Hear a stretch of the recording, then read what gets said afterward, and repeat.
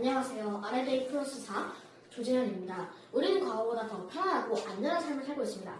그런데 우리는 언제부터 삶이 과거보다 좋아졌을까요? 제가 만약에 이 질문을 여러분께 던져본다면 아마도 산업혁명, 디지털 혁명 등등의 다양한 대답들이 나올 것입니다. 하지만 저는 사실 다르게 생각합니다.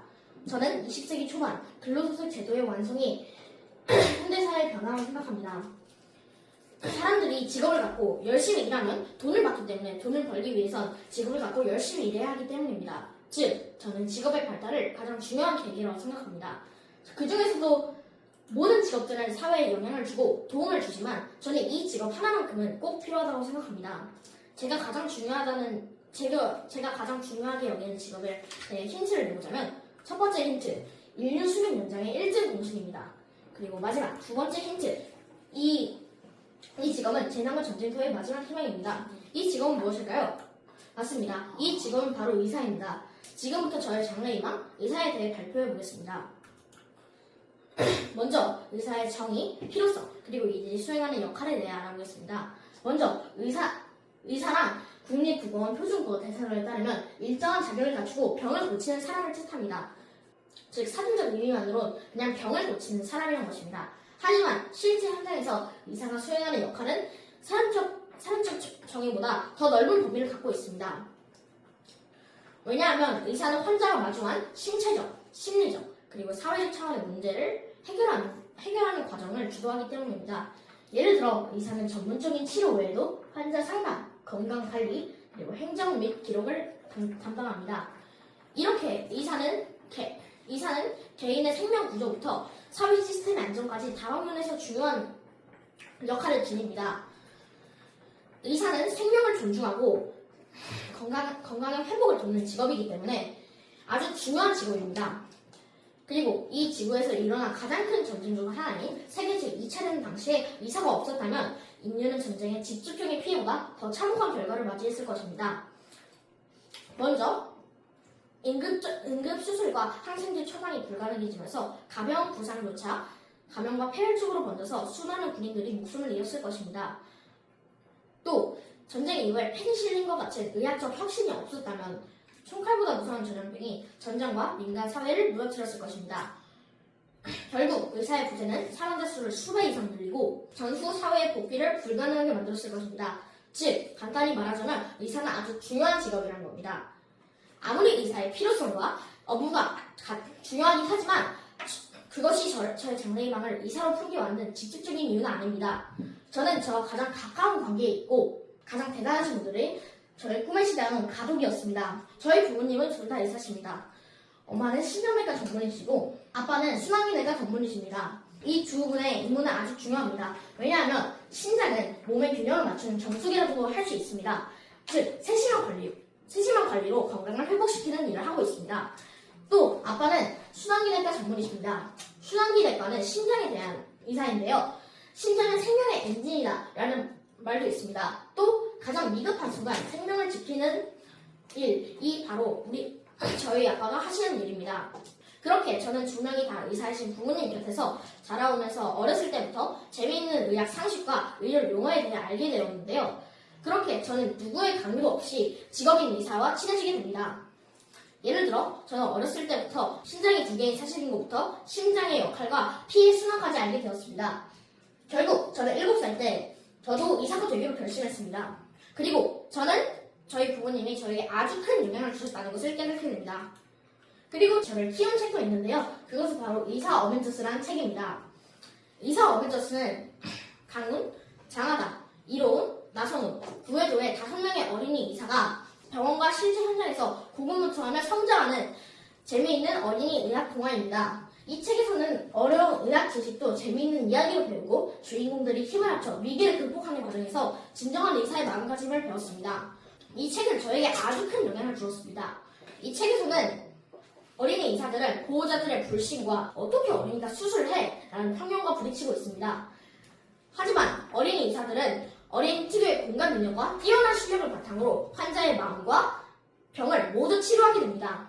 그리고 이 포인트는 저에게 아주 큰 영향을 주었습니다. 왜냐하면 의사는 환자를 살리는 직업이기 때문에 제가 만약에 실수로 잘못 판단하면 환자의 목숨이 위험해질 수 있습니다. 그러니까 저 때문에 환자가 위험해질 수 있는 부담감 때문에 저는 한동안 의사의 꿈을 접게 되었습니다. 하지만 의사 어벤져스라는 책을 만난 후부터 저는 의사의 꿈을 다시 열게 되었습니다. 또 의사 어벤져스를 통해 용기, 어려운 수술 앞에서도 두려워하지 않는 마음, 팀워크, 동료들과 협력하여 최선의 결과를 만드는 힘, 그리고 생명 존중, 어떤 상황에서도 환자를 최우선으로 생각하는 태도를 배우게 되었습니다.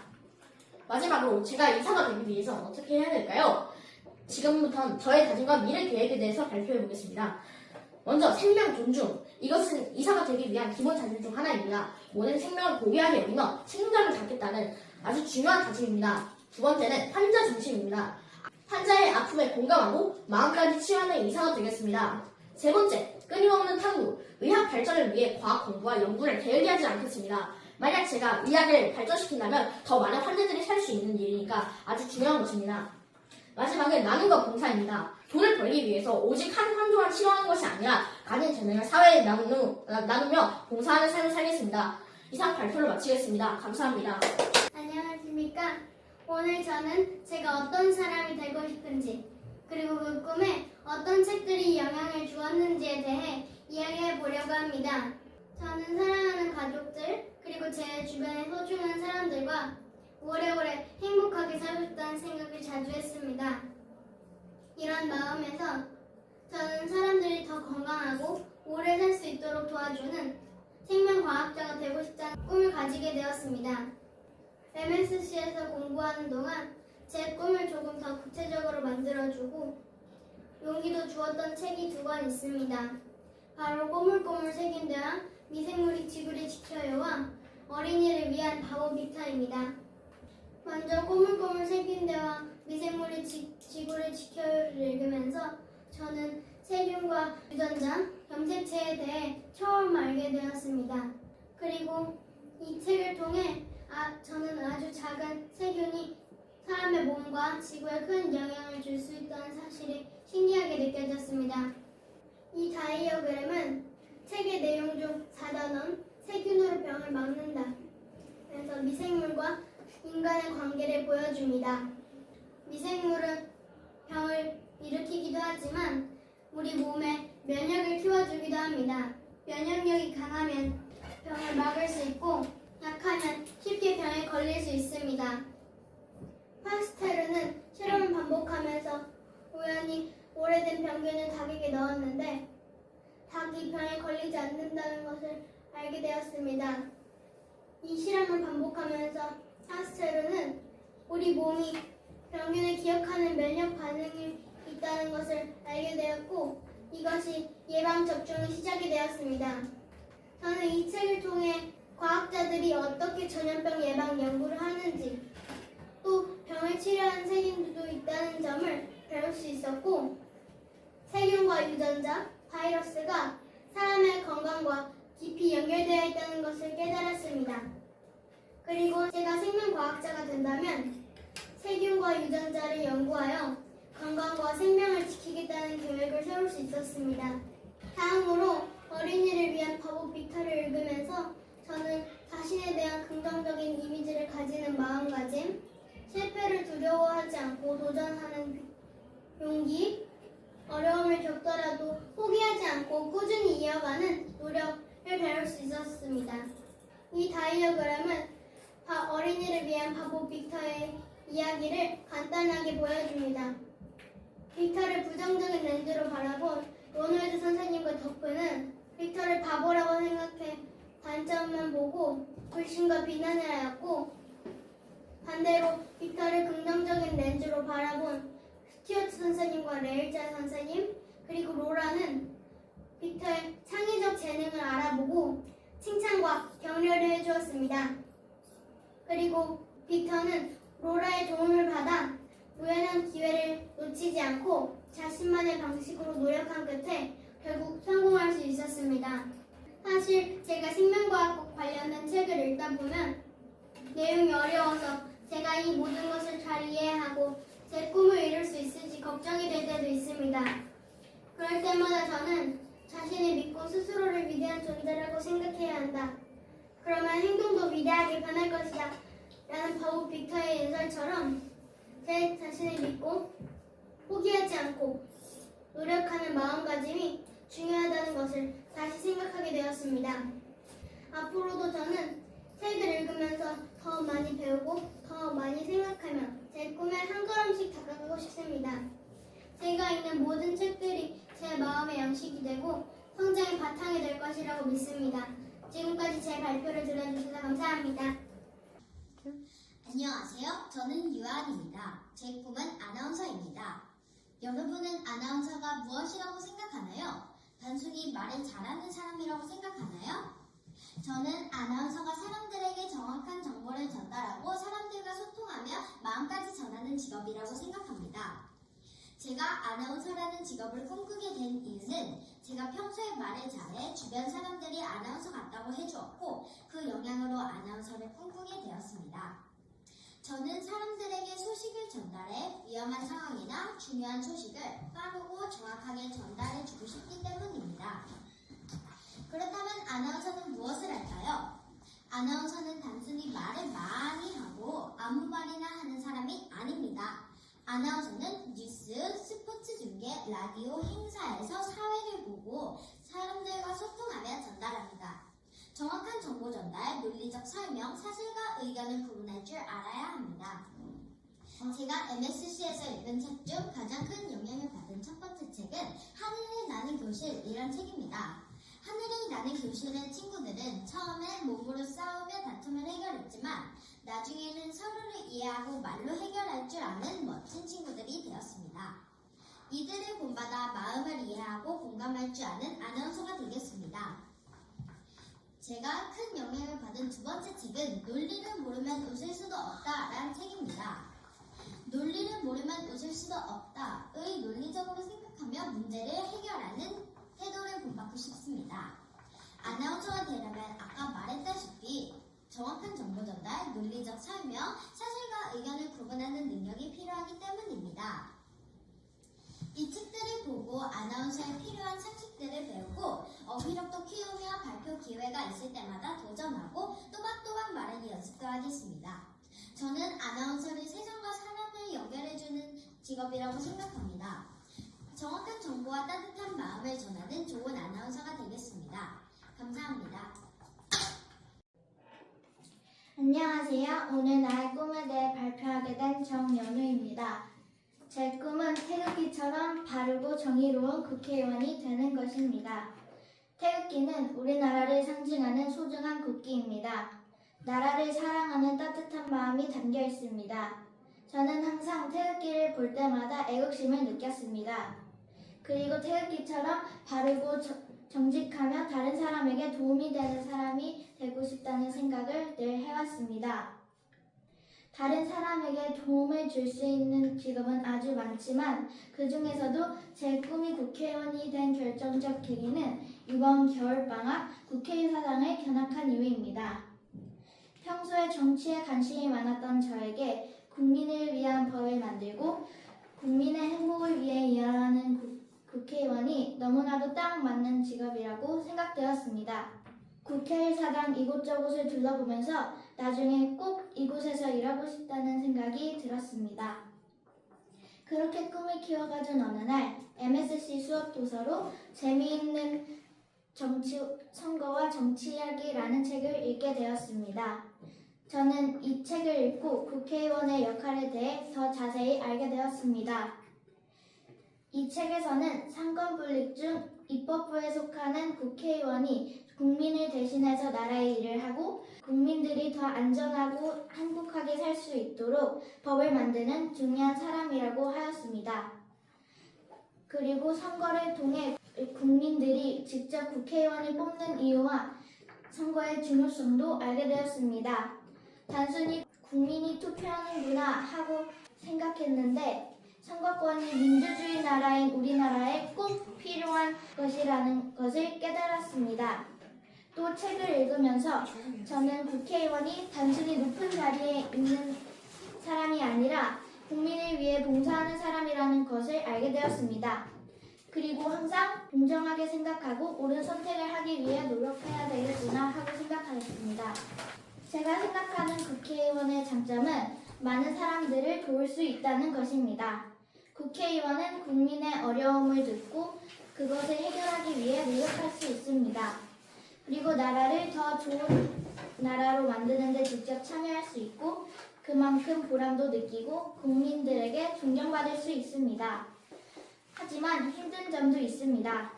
만약 많은 사람들의 의견을 듣고 신중하게 결정해야 하기 때문에 책임감이 매우 큽니다.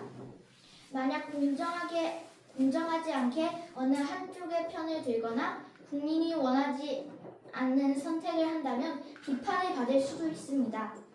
잘못된 판단은 나라를 위기로 이끌고 그 대가를 치러야 할 수도 있습니다. 또 회의나 토론 등 여러 활동이 많아 바쁘고 행동이나 말이 항상 공개되어 개인 생활도 많이 알려질 수 있습니다. 이런 여러 어려움이 있겠지만 일을 잘 했을 때에는 그만큼 큰 보람을 느낄 수 있는 직업이라고 생각합니다. 그래서 저는 지금부터 그 꿈을 이루기 위해 준비하려고 합니다. 다양한 책을 많이 읽고 뉴스나 신문도 챙겨보면서 우리나라에 대해 더 많이 배우겠습니다. 친구의 이야기를 귀 기울여 듣고 이해하는 연습, 또 작은 약속도 잘 지키며 정직하고 바른 사람이 되도록 노력도 할 것입니다. 이렇게 꾸준히 노력하여 국민들에게 도움이 되는 훌륭한 국회의원이 꼭 되고 싶습니다. 지금까지 저의 발표를 들어주셔서 감사합니다. 안녕하세요. 저는 강주환입니다. 오늘은 진실을 밝히는 빛과도 같은 제 장래희망에 대해서 살펴보겠습니다. 제가 이 진실을 밝히는 빛이라고 표현한 것은 이따라입니다. 우선 본격적으로 스피치를 시작하기 전에 뉴스에서 많이 들어보는 부검이라는 단어 등 많은 힌트를 알려드리겠습니다. 우선 뉴스에서 많이 들어본 부검이라는 단어라는 행동을 많이 합니다. 힌트 2. 죽은 사람을 만나서 진실을 찾는 직업입니다. 힌트 3. 수사기관과 함께 사망연구는 밝힙니다. 정답은 바로 법의관입니다. 영어로는 Medical Examiner라고 합니다. 법의관은 법, 의학, 과학의 모든 분야를 아우르는 직업입니다. 우선 법이 필요한 이유는 법의관이라면서 알 수 있듯이 부검이라는 것을 할 때 법적 절차를 많이 거칩니다. 그 다음 의학이 필요한 이유는 사람의 몸을 해부할 때 의학을 더욱더 적극적으로 신경 써야 하기 때문입니다. 그 다음으로는 과학이 있습니다. 이제 의학도 생물학이라는 과학의 개념에 속하기 때문입니다. 법의관이란에 대한 질문에 대해서 답을 해보겠습니다. 우선 정의는 타살, 자살, 사고사 등에서 사인과 사망 동료를 규명하는 전문 의사를 뜻합니다. 그리고 핵심 역할은 사인 규명, 사망 시기 추정, 사망 전문 조사, 법정 증언, 그 다음 근무지는 국립과학수사원, NSS 등 공공기관, 대학, 법의학, 교실 등이 있습니다. 흔히 국립과학수사연구원은 국과수를 줄여 많이 부릅니다. 저의 꿈을 찾게 된 계기는 도서관에서 유성훈 교수님이 들려주는 법의학 이야기라는 책을 우연히 접하며 이 분야에 대한 흥미를 느끼기 시작했습니다. 다음으로는 유성훈 교수님의 나는 매주 시체를 보러 간다 등 관련 도서를 읽으며 법의학에 대한 기본과 이런 소명을 이해하게 되었습니다. 특히 나는 매주 시체를 보러 간다에서는 저에게 법의학의 기본을 더욱더 자세히 알려주었습니다. 그 사망 진실 규명과 인권 수호의 가치에 깊이 공감하며 법의관을 장래희망으로 삼게 되었습니다. 법의관의 주요 업무는 부검, 사체 해부, 내부 손상, 병변 등을 확인하는 것입니다. 그 다음 검안이라는 아주 특별한 것을 하는데 검안은 이제 눈으로 시체를 확인하는 것입니다. 그 다음 사인 규명을 하는데 의학적, 법과학적 종합 분석을 통해서 사인을 규명하게 되어 있습니다. 그리고 사망 시간을 추정하는데 사체, 원탕, 부패 등 지표를 활용하고 이때 사망 시간을 추정할 때는 주변에 있는 곤충이나 식물 등도 이제 사건에 활용될 수 있습니다. 그 다음에 사망 장면을 조사합니다. 수사 기록을 검토하고 경찰서 같은 수사기관과 협업을 하게 되었습니다. 그다음 법정 증언을 하는데 과학적 사실을 법정에서 설명합니다. 보통 재판 같은 데서 살인 사건에 대한 진실을 말합니다. 그러나 현실은 부검 건수가 증가하고 법의관의 업무가 과중이고 그리고 인력이 부족합니다. 또 다른 문제점은 편견이 있습니다. 부검은 사람을 2번 죽이면 일부의 시선 때문에 법의관이라는 직업이 더욱더 나쁜 시선으로 다가오고 있습니다. 편견을 넘어서 저의 다짐은 죽은 자의 마지막 이야기를 듣는 사법의관이 되겠습니다. 진실을 규명하겠습니다. 과학적 증거로 억울한 죽음이 없도록 진실을 밝히겠습니다. 만약 살인사건이 발생했는데 그 사람이 이유도 없이 죽었다면 너무 불쌍하기 때문에 저는 이런 것을 더욱더 막겠습니다. 그 다음에 인권을 보호하겠습니다. 죽은 사람을 돕는과 인권을 지키는 법의관이 되겠습니다. 그리고 편견을 타파하겠습니다. 법의학에 대한 편견을 없애고 올바른 인식을 확산하겠습니다. 아까 전에 본 것처럼 법의관이라는 직업에 부정적인 인식이 많은데 저는 이런 부정적인 인식도 없애버리고 싶습니다. 그 다음으로는 이런 문제를 해결하는 데 도움이 될 동물성 짐과 법의관의 공통점에 대해서 말해보겠습니다. 동물성이라는 책은 우리가 MSC에서 배웠던 책인데 저는 MSC에서 배우고 나서 이런 짐의 여러 태도들을 통해서 법의관과 매우 비슷하다는 점을 알게 되었습니다.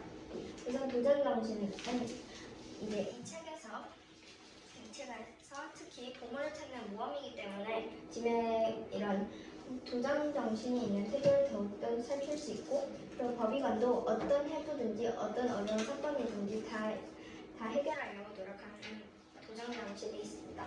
그 다음 꿋꿋함이 있습니다.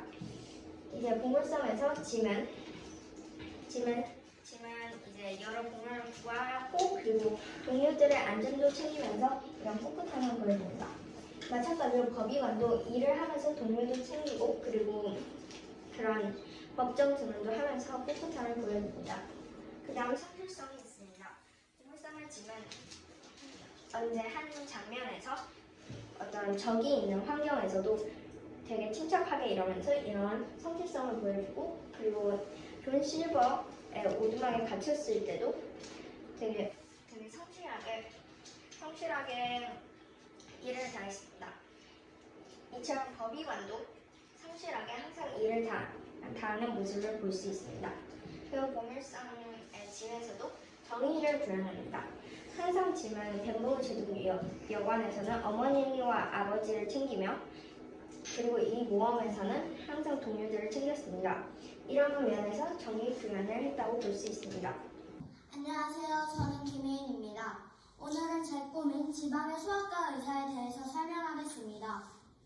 여러분, 혹시 요즘 뉴스나 기사에서 저출산 현상에 대해서 읽은 적이 있나요? 저는 뉴스 먹는 초중문해력 왕의 한 기사에서 출산율이 감소하고 소아과 수가 줄어 지방에서는 간단한 진료도 1-2시간 이동해야 한다고 하는 기사를 봤습니다. 그리고 심한 병이라도 병원에 빨리 도착하여 수술하면 살 수 있지만 시간이 늦어 사망하는 확률이 서울은 40% 이하이지만 지방은 50%에서 55%라고 합니다. 그래서 저는 이런 상황이 덜 발생할 수 있도록 병원을 세워 아픈 사람들을 치료하고 싶습니다.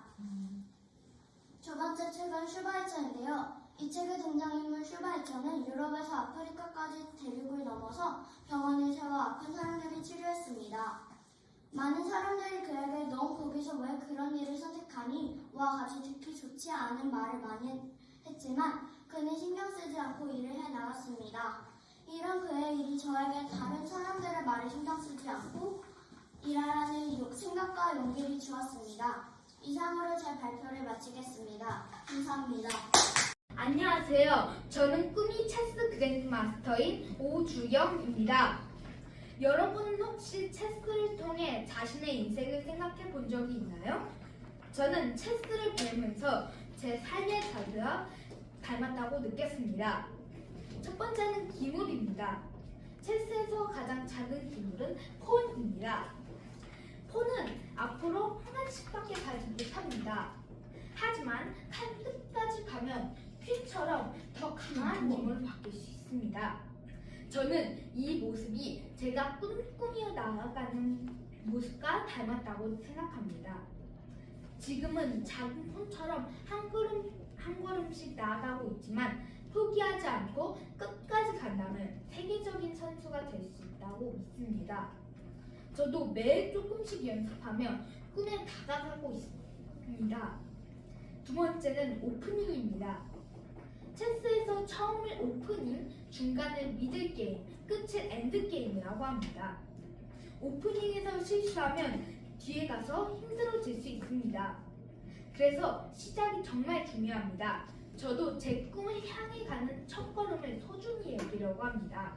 작은 일이라도 최선을 다하고 실수를 줄이기 위해 노력하며 차근차근 나아가겠습니다. 세 번째는 제가 읽은 책 바보 빅터에서 얻은 교훈입니다.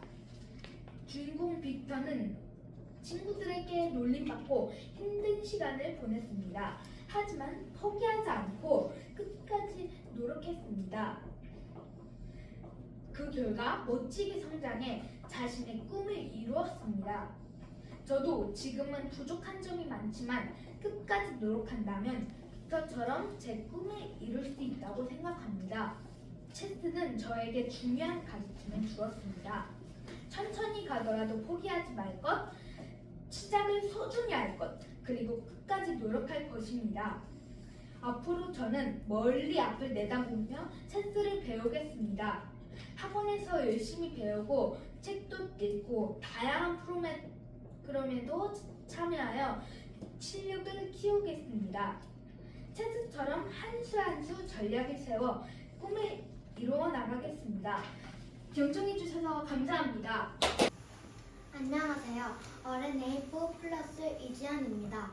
오늘은 저희 꿈에 영향을 준 책에 대해서 설명해 보겠습니다. 목차는 첫 번째, 꿈의 종류, 두 번째, 나의 꿈, 세 번째, 나의 꿈에 영향을 준 책들, 네 번째, 나의 꿈의 장점, 다섯 번째, 앞으로 꿈에 대해 노력할 점을 발표해 보겠습니다.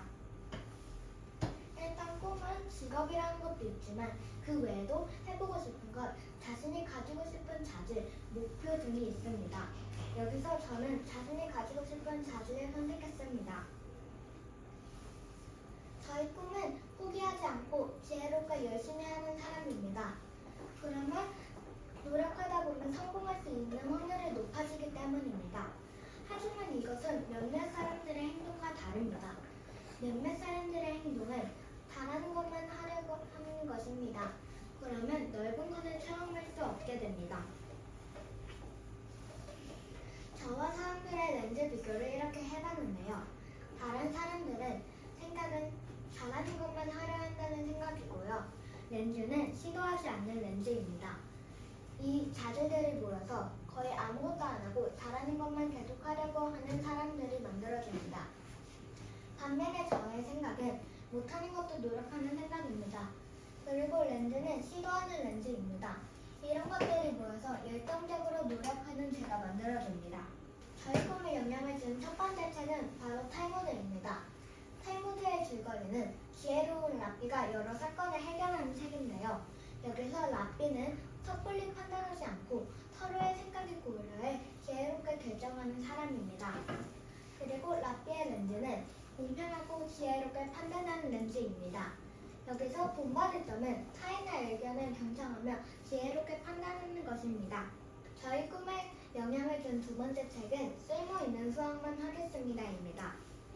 여기서 줄거리는 아이들이 선생님의 제안에 따라 수학 교과서의 반을 각각 재미있는 수학 문제로 채워오는 것입니다.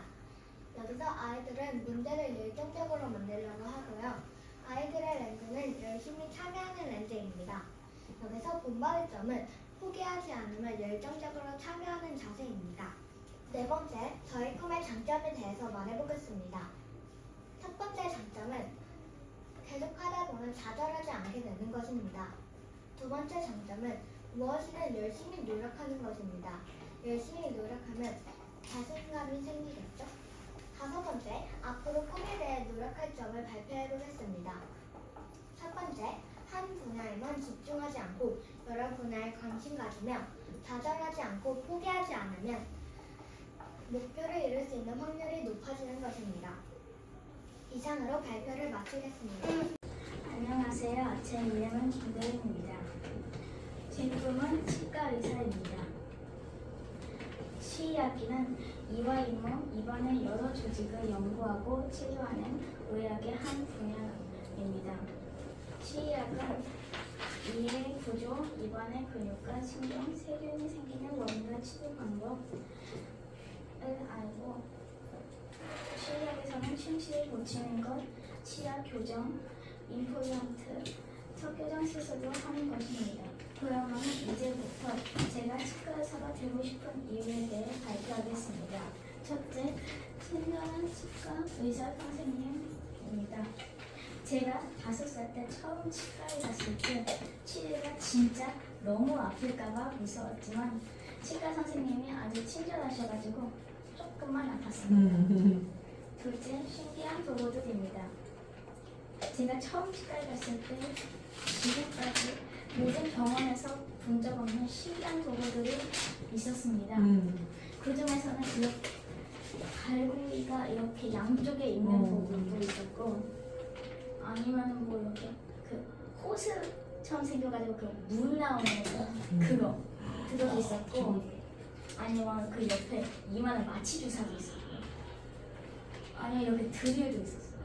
그리고 저 그 9살 때 여기 은니는 아니고 아말감이라는 그 합금 그런 금속 합심이었는데, 그 다음에 제가 9살 때 엄마가 우연히 이 책 빌려줬었는데 이 책에서 제가 그 흥미를 느꼈어요. 그리고 이 책에서는 그 충치에 대해서 알려줬는데 그 충치는 당분이 섭취하는 그 무탄스균의 충치균이 이 상상 우리의 그 당분이 먹고 산성물질을 배설해가지고 그 구멍이 생긴 게 충치인데, 그리고 우리 음식의 색소가 흡수돼가지고 검은색으로 보여요. 네 번째로는 제 교정. 제가 처음에는 이거 프리우스라고 이거 했었는데 지금은 그냥 그거 안 하고 지금 유지 장치하고 있고요.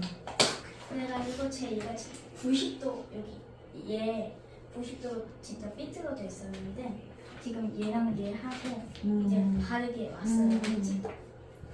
마지막으로 이 책에서는 치과 의사는 수학이랑 영어랑 과학을 잘해야 된다고 했었는데 제가 다 못해가지고 그래서 어쨌든 공부 진짜 많이 해야 될 것 같고요. 맞아요. 그래가지고 저는 환자들에게 적절한 치료 방법을 알려주는 양심적인 치과 의사가 되고 싶습니다. 이상으로 발표를 마치겠습니다.